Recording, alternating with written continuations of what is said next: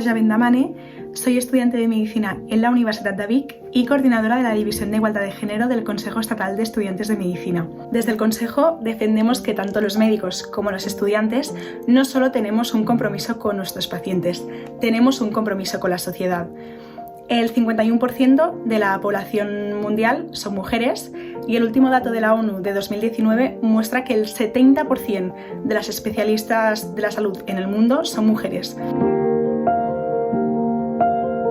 Afectadas por una brecha de género del 28% en su remuneración y excluidas, en muchos casos, de los órganos de decisión.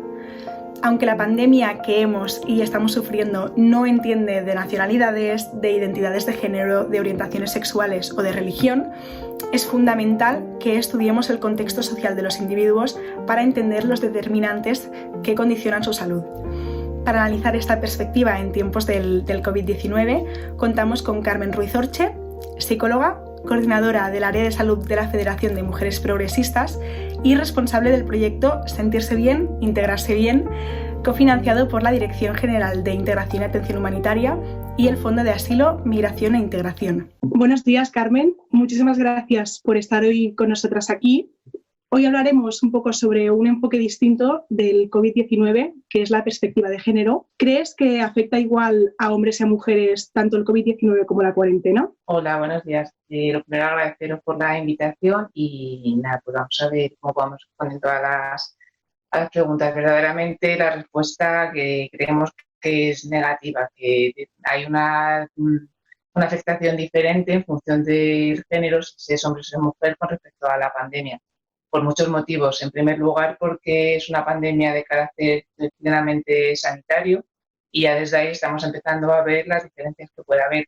En el ámbito sanitario hay una grandísima proporción de mujeres trabajadoras, principalmente enfermeras, terapeutas ocupacionales, psicólogas, doctoras que están en primera línea de trabajo de cuidados y que aparte de la exposición que están teniendo ellas mismas como profesionales es la repercusión que están teniendo a nivel familiar por la implicación que tienen, el desgaste que tienen psicológico y la carga de estrés y de ansiedad y preocupación que están llevando a cabo. Además, la mayoría de los sectores que se han visto paralizados con la pandemia y con el confinamiento tiene que ver con turismo, principalmente hostelería,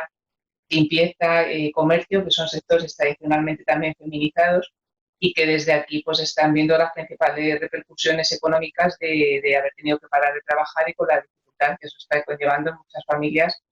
con respecto a los ingresos. Por otra parte, tenemos la opción de teletrabajo, que para algunas personas ha sido una alternativa dentro de las opciones que había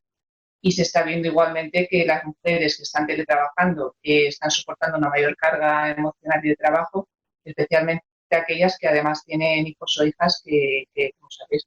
han tenido que dejar de ir a la escuela y que se están encargando ellas de forma prácticamente mayoritaria del seguimiento de las tareas, de compaginarlo con su trabajo que han podido hacerlo y además de estar sosteniendo el bienestar emocional de la familia. Dejando un poco de lado este tema de la categoría de género, ¿crees que el coronavirus afecta a todas por igual o es precisamente un virus que pone de relieve una vez más las diferencias sociales? Creo que hay una influencia claramente a nivel social de la pandemia. Los colectivos que están en situación de mayor riesgo, las personas que viven más hacinadas, que tienen un menor recurso de ingresos económicos, están conviviendo en situaciones muy dramáticas. Estamos pensando en gente que está alquilando viviendas en condiciones infrahumanas muchas veces, personas que se han tenido que se han visto en la calle porque debido a las medidas de confinamiento que ha habido y el distanciamiento que se ha obligado a tener entre ellas, ha habido mucha gente que se ha asustado y que han decidido no seguir alquilando a las personas que tenían, con lo cual se está poniendo el énfasis en aquellas personas con un menor ingreso económico y unas menores capacidades para poder hacer frente a la pandemia. Se ha visto obligada a irse a la calle, como digo, personas teniendo que compartir en situaciones de muy poquitos metros cuadrados o con un número muy elevado de gente compartiendo y esto evidentemente puede suponer un aumento del riesgo de contagio. Sobre esto que nos comentabas de los colectivos de riesgo, hemos visto que el estado de alarma y la situación de emergencia sanitaria han motivado muchas iniciativas, tanto ciudadanas como de las administraciones públicas, para dar acogida a personas sin hogar o en situación de riesgo de exclusión social, así como para facilitar determinados trámites administrativos como el empadronamiento. ¿Podemos ver en el coronavirus una oportunidad para concienciar y actuar en mejora de oportunidades a nuestros colectivos más vulnerables? Yo creo que sí, que realmente, a pesar de todo el dolor y sufrimiento que está causando esta pandemia, creo que hay una lección humana que sería interesante que pudiéramos llevar a cabo. El cómo nos hemos juntado realmente para poder intentar apoyar a las personas que están necesitando más. Lo hemos hecho de manera informal, las personas, ciudadanos, ciudadanas, vecinos, vecinas, con la gente que tenemos en nuestro entorno, y también creo que es una buena oportunidad para que las administraciones públicas puedan ver que realmente hay mucha gente que está al margen del protocolo habitual de forma de funcionar y que ahora más que nunca se ve que es fundamental que podamos trabajar de manera coordinada, teniendo en cuenta las diferencias que hay entre las distintas poblaciones por las realidades que tienen. Estoy pensando tanto en niveles culturales, en las dificultades que hay con el lenguaje para que puedan entender la situación que hay, como que este virus nos ha hecho parar a todo el mundo y tengo la esperanza de que en el tiempo que hemos estado en confinamiento hayamos podido sacar lecturas importantes sobre qué mundo queremos a partir de ahora y cómo podemos hacer para que las cosas funcionen mejor. Ojalá sea así. Otro de los impactos, sin duda, se ha visto en las víctimas de violencia de género. ¿Cómo está afectando un poco el confinamiento a la violencia de género, a las formas de denuncia? ¿Ha sido el confinamiento una situación de vulnerabilidad especial para estas víctimas? Sí, desgraciadamente se ha confirmado en prácticamente todos los países el aumento en aquellos que lo registran, principalmente porque no todos tienen los mecanismos necesarios para poder contabilizar los casos, pero sí que estamos viendo un aumento bastante proporcional en el número de mujeres que están siendo víctimas de violencia de género. Tienen unos motivos claros, evidentemente el compartir más tiempo con el maltratador, la precarización que están sufriendo, el estrés añadido a la pérdida de trabajo, por ejemplo, al hacinamiento, al tener que estar recluidas en el mismo espacio, hace que las mujeres tengan más sensación de vulnerabilidad y más dificultades para, ante una situación concreta, poder denunciar o poder ni siquiera tener la opción de pedir ayuda. Desde luego, el confinamiento está generando que las mujeres y las niñas estén más tiempo expuestas a sus maltratadores, con mayores dificultades para también poder pedir ayuda, como digo, pero también acudir a los servicios sanitarios, que es donde muchas veces es la vía para poder empezar a gestionar empezar a visibilizar la situación de violencia de género. Como bien sabemos, no es fácil que una mujer llame a un número de teléfono para denunciar una situación de maltrato, porque muchas veces no quieren tener nada que ver con un procedimiento judicial, y muchas veces es de manera indirecta cuando inician esa denuncia a través de, como digo, de asistencia a centros sanitarios, a centros de la mujer, centros que de una manera más pausada o más paulatina pueden empezar a entender que están sufriendo violencia, mientras que la llamada telefónica implica directamente una acción-reacción para la que muchas veces no están preparadas. Y el confinamiento ha limitado, desgraciadamente, el acceso a esos otros recursos más accesibles, más de empatía, más de poder ir trabajando poco a poco la situación, limitándolo principalmente a la versión de la llamada de auxilio, de llamada policía, que muchas veces les da tanto miedo poder ser capaces les cuesta muchísimo poder hacer esa llamada porque implica unas condiciones y unas consecuencias que les preocupan, como esto puedan llevarse detenida a la persona con la que están conviviendo. Y ante esa dificultad para poder acceder a otro tipo de recursos, aunque algunas sí que están llamando muchísimo más al 016 y otros mecanismos que han puesto en marcha y que han reforzado con esta idea del coronavirus, pero aún así las mujeres están muchísimo más predispuestas a poder sufrir violencia. Un poco esto, en la línea de esto que nos comentabas, de la atención en los centros de salud, Laura Otero, profesora en la Universidad Autónoma de Madrid y especializada en antropología médica y salud internacional, explicaba recientemente en una entrevista que el género es uno de los determinantes sociales más influyentes en la salud. ¿Cómo de importante es tratar esta causa profunda de desigualdad en la atención primaria? Bueno, esto es un tema que a nosotros particularmente nos preocupa muchísimo y que lo tenemos continuamente sobre la mesa. Si no tenemos unos diagnósticos diferenciados, si no somos capaces de entender que las mujeres y los hombres enfermamos de manera diferente, nos va a costar muchísimo poder llegar a hacer unos diagnósticos, como digo, acertados. Si nos quedamos únicamente con el estereotipo de género de lo que significa ser hombre o lo que significa ser mujer y no atendemos a toda la parte social, psicológica y física que conlleva la enfermedad, estamos dejando fuera muchísimos malestares que no quedan recogidos como tal en un manual y que sin embargo a las mujeres les cuesta poner con palabras más allá del me duele, ¿no? Es que me duele la enfermedad, pero también me duele todo el contexto en el que estoy viviendo y que evidentemente ahora con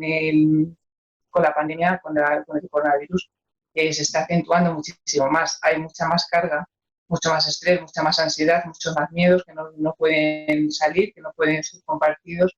y que lo que no está siendo capaz de decir la cabeza, la voz, ¿no? Lo está diciendo el cuerpo a través de somatizaciones. Y además nos encontramos con la dificultad de que mayor nivel de somatización, al no estar contemplado dentro de las situaciones de urgencia ahora mismo de la atención sanitaria, se están quedando sin resolver, porque no están llamando al centro de salud para poder decir tengo ansiedad, tengo miedo, tengo un dolor, si no respondes a las características de los síntomas del coronavirus, no te atienden. Entonces, se están generando situaciones de muchísimo malestar y que espero que próximamente se puedan empezar a resolver, porque de no hacerlo quedan enquistadas y luego va a costar muchísimo más poderlo abordar. Totalmente. Ya para terminar un poco, la comunicación del cierre de los centros educativos en los distintos territorios del Estado nos planteó la siguiente pregunta. ¿Quién cuidaría de los niños y las niñas? ¿Crees que compatibilizar los cuidados, las tareas del hogar y el teletrabajo nos hará revalorar más el sistema de cuidados a nivel social o político? Eso espero. La verdad que espero, porque justo antes de que pasara del estado de alarma, de que se decretara el estado de alarma, hemos estado a 1000. Quiero decir, creo que esto sería una oportunidad para poder valorar realmente el mundo en el que hemos estado viviendo, de continuamente prisas, continuamente exigencias y dando las cosas como por hecho, que tienen que ser así. Creo que esto puede significar un punto de inflexión y que nos puede ayudar realmente a valorar el papel que tiene la sanidad, el papel que tiene la educación, el papel que tiene todo lo público, y que en la mayoría de las ocasiones estas esferas de la vida están siendo llevadas por mujeres que además están invisibilizadas muchas veces, por no hablar de las mujeres que se dedican al servicio doméstico, por mujeres que están ahí en primera línea de atención y que sin embargo no están siendo reconocidas. El que no te reconozcan te invisibiliza, te hace sentir pequeña y además pues dificulta mucho que se pueda realmente valorar el esfuerzo que se está haciendo y lo que supondría si todos estos cuidados informales y formales también se pudieran realmente cuantificar, valoraríamos realmente el dinero que supone al estado de ahorro y los cuidados que se hacen de manera informal. Pues bueno, hasta aquí el espacio. De nuevo, muchísimas gracias por haber colaborado con nosotras. Y ya para cerrarlo, si quieres decirle algo a todas las personas que nos estamos viendo, el espacio es todo tuyo. Pues bueno, sí que me gustaría aprovechar la oportunidad para reivindicar un poco el papel de que cada cual tenemos como ciudadanos y como ciudadanas para poder intentar que las desigualdades se vayan reduciendo y que podamos tener en cuenta que tanto hombres como mujeres tenemos un papel fundamental dentro de la sociedad y poder hacer cambios para que las cosas funcionen mejor, pero que tenemos también que intentar que, puesto que es cierto que hay una brecha de género y que hay unas dificultades de acceso de las mujeres a los recursos, creo que es importante reivindicar que las mujeres también tienen que estar dentro de los órganos consultivos, de los órganos de toma de decisiones, porque si las seguimos relegando únicamente a mujeres, personas que se benefician sin tener en cuenta su opinión, sin tener en cuenta su realidad, sin tener en cuenta su situación vital y sus características, estamos realmente dejando fuera a más de la mitad de la población y esto es bastante grave, que no se nos permita estar dentro de los órganos de gobierno y órganos de dirección de una forma proporcional y justa. Pues muchísimas gracias por esta reflexión final y sobre todo por haberte sumado a este proyecto nuestro. Esperemos vernos pronto. Gracias.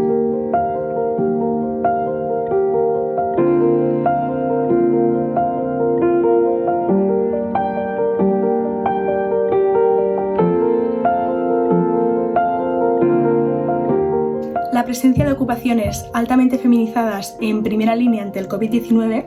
explica la brecha en los contagios. Más allá de las profesiones sanitarias, existe un sector más precarizado, feminizado, racializado e invisibilizado, que es el empleo doméstico y de cuidados, en algunos casos no remunerado y muy poco valorado aun su impacto en la sostenibilidad de la vida. Otro gran efecto de esta crisis se ha visto en el aumento de la vulnerabilidad de las víctimas de violencia de género durante el confinamiento,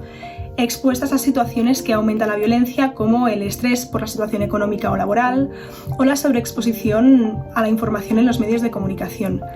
Esta pandemia nos ha permitido sacar a la luz la desigualdad laboral, la vulnerabilidad social y económica y la precariedad extremas de algunos colectivos, que de otro lado quizá hubieran permanecido invisibles. Es importante que a partir de ahora desarrollemos protocolos y políticas públicas que garanticen la protección de todas nosotras. Desde el Consejo, como estudiantes de medicina y futuros médicos y médicas, debemos tener los conocimientos necesarios para tratar las diferentes situaciones con las que nos podemos encontrar en nuestra práctica clínica profesional. Es por eso que, dada la situación actual, consideramos que se nos debería formar en temas como la perspectiva de género, la violencia de género y otras discriminaciones y formas conexas de intolerancia, ya sean racial, de clase o de creencias. Actualmente, en la mayoría de las facultades de medicina de España, las consecuencias que la desigualdad y los privilegios generan sobre la salud son tratadas de forma principalmente teórica